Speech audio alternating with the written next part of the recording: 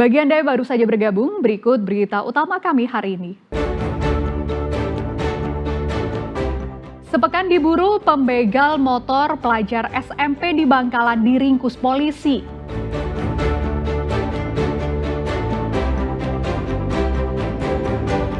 Bendera macet saat ditarik. Peternak kambing di Ponorogo nekat memanjat tiang bendera.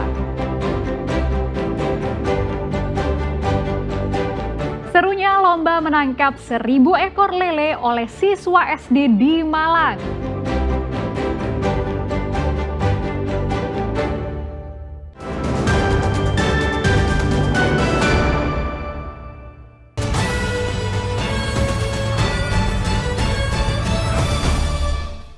Aksi heroik dilakukan seorang peternak di Ponorogo, Jawa Timur yang bertugas sebagai pengibar bendera.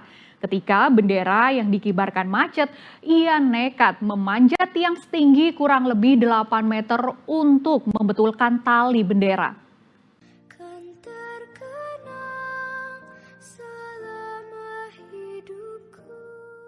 Inilah video amatir ketika bendera Sang Saka Merah Putih yang dikibarkan saat upacara kemerdekaan di halaman kantor Desa Wagir Kidul, Kecamatan Pulung, Kabupaten Ponorogo macet.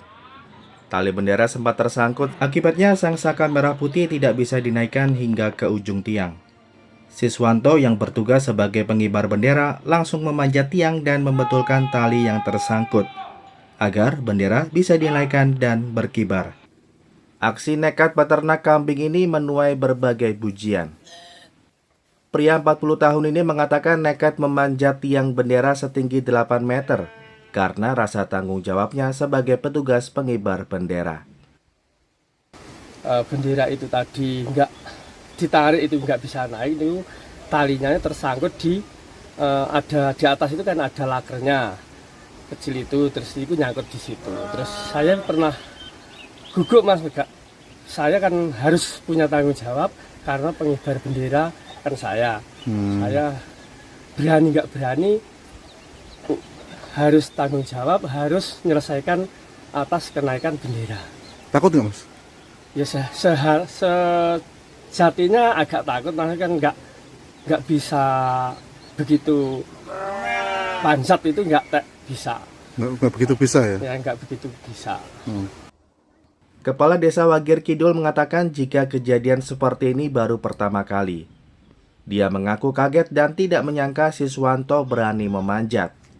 Mengingat selama ini Siswanto dikenal tidak bisa memanjat pohon maupun tiang. Bendera itu baru setengah tiang, talinya macet.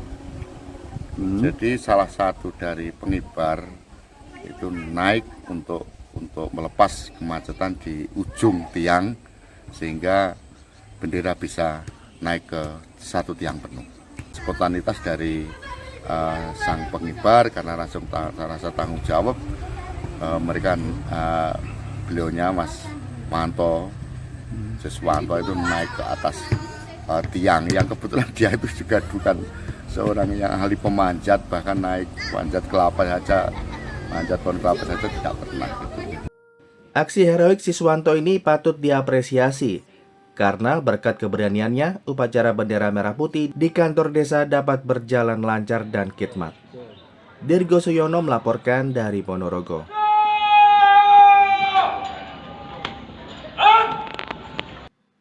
Suasana khidmat upacara 17 Agustus di Balai Kota Surabaya sempat terjeda akibat insiden bendera terbalik saat dibentangkan oleh tim Paskibraka.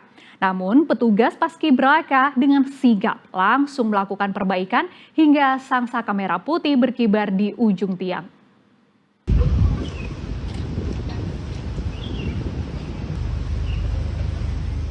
Petugas pengibar bendera di Balai Kota ini sempat melakukan kesalahan saat membentangkan Sang Saka Merah Putih hingga membuat bendera terbalik. Namun berkat kesigapan petugas pengibar bendera yang langsung memperbaikinya sehingga jalannya upacara tetap berlangsung. Upacara bendera di Balai Kota Surabaya ini diikuti Wali Kota Surabaya Eri Cahyadi sebagai inspektur upacara serta Forum Komunikasi Pimpinan Kota Surabaya. Meski sempat terjadi insiden kesalahan terbaliknya sang saka merah putih, Wali Kota Surabaya tidak mempersoalkan insiden tersebut dan justru memberi semangat anggota Paskibraka yang bertugas. Dengan semangat Paskibra yang tadi kita lihat, kalau ada yang mengatakan, loh kok kebalik? Tidak. Ketika dikebarkan benderanya, ketika dia dikibarkan benderanya tetap merah putih. Tapi bagaimana ketika ada kekeliruan maka dia langsung maju, tapi belum dikibarkan benderanya, belum diangkat, belum dibuka benderanya. Inilah yang saya harapkan di Surabaya bisa mencontoh semangat anak-anak Paskibra. Karena setiap manusia adalah tempat kekurangan, tapi kebersamaan, kekeluargaan, ketenangan, itulah kesempurnaan dalam sebuah kehidupan kampung Pancasila. Saya matur nuwun kepada pasukan Paskibra Kota Surabaya yang sesuai dengan dedikasi dan seluruh pembina. Wali Kota Surabaya juga memberikan ucapan terima kasih kepada petugas Paskibraka dan pembina atas dedikasi yang telah diberikan. Meski terdapat kesalahan, namun dapat sigap mengatasinya dengan tenang sehingga tidak mempengaruhi kekhidmatan upacara.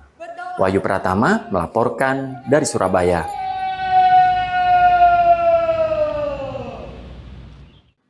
Beragam cara untuk merayakan Hari Kemerdekaan Republik Indonesia, dan di Malang, siswa sekolah dasar diajak lomba menangkap 1 kuintal ikan lele dengan tangan kosong. Seperti apa keseruannya? Berikut liputannya.